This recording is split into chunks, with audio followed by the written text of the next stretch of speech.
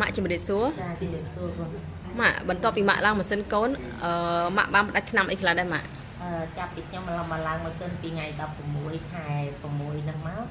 ហើយពេលដែលខ្ញុំទៅពេទ្យ2ថ្ងៃទៅមិញនេះ2ថ្ងៃសុក្រនេះពេទ្យបានឲ្យខ្ញុំផ្ដាច់ថ្នាំលើឈាមមួយហើយខ្ញុំចាក់ថ្នាំហ្នឹងក៏គេឲ្យខ្ញុំបន្ថយ2លេខដែរចាក់ថ្នាំអីគេដែរម៉ាក់ចាក់ថ្នាំអាំងស៊ូលីនទឹកនោមផ្អែមអូអញ្ចឹងបានន័យថា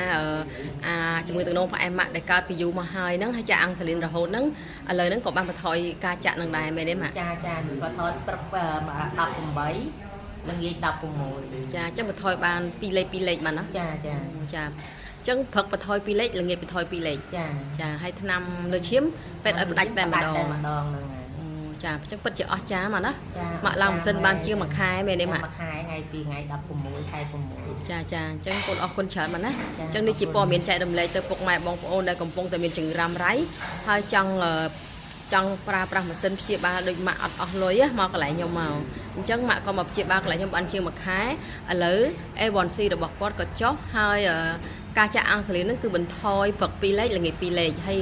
ថ្នាំលើឈាមក៏បន្ថយដែរម៉ាក់ណាចាអញ្ចឹងដោយសារតែម៉ាក់បានប្រើប្រាស់ម៉ាស៊ីនព្យាបាល Relax Massage រយៈពេលជាង1ខែឃើញលទ្ធផលថាល្អជាងមុនឆ្ងាយម៉ាក់ណាសំខាន់អាចផ្ដាច់ថ្នាំលើឈាមបានទៀតចាម៉ាក់ខ្លាញ់ក៏ផ្ដាច់ដែរកូនថ្នាំខ្លាញ់ក៏ផ្ដាច់ដែរអូចាម៉ាក់ទៅពេទ្យណាដែរពេទ្យលោកសង្ឃយើងពេទ្យលោកសង្ឃម៉ាក់ណាហើយម៉ាក់ទៅពេទ្យនឹងជារៀងរហូតមកមែនទេម៉ាក់ចាទៅតាមបសសកន្លះខែខ្ញុំទៅម្ដងចាអញ្ចឹងពេលគេហ្នឹងគេឲ្យយើង3ខែគេឲ្យយើងមើលឈាមម្ដងចាអញ្ចឹងពីមុនមកយើងញ៉ាំថ្នាំលើឈាមរហូត3-4ឆ្នាំមកម៉ាក់ណា4ឆ្នាំជាងហើយហ្នឹងហើយម៉ាក់ញ៉ាំថ្នាំលើឈាម2023មកណា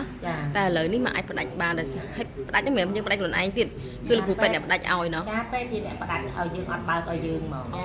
ចាអញ្ចឹងម៉ាក់គិតថាម៉ាស៊ីនអស់ចាម៉ាក់ចាខ្ញុំថាម៉ាស៊ីនហ្នឹងអស់ចាមែនណាព្រោះអីថាឥឡូវហ្នឹងទៅហ្នឹង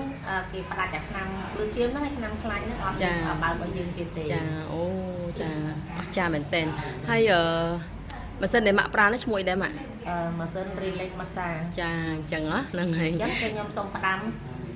ទៅបងប្អូនដែលមានជំងឺរ៉ាំរ៉ៃដូចខ្ញុំហ្នឹងបើសិនជាមានជំងឺហ្នឹងហើយមកបើឡើងម៉ាស៊ីន Relax Massage នៅបរិយាពិភពថ្មីវេស្រីក្រោយសារតាំងខ្លឹងហ្នឹងมันខុសបំណងម៉ាស៊ីនហ្នឹងពិតជាល្អមែនតម្លៃបានជាង1ខែមកណាចាដាច់ថ្នាំខ្លាញ់ដាច់ថ្នាំលើឈាមអូយសូ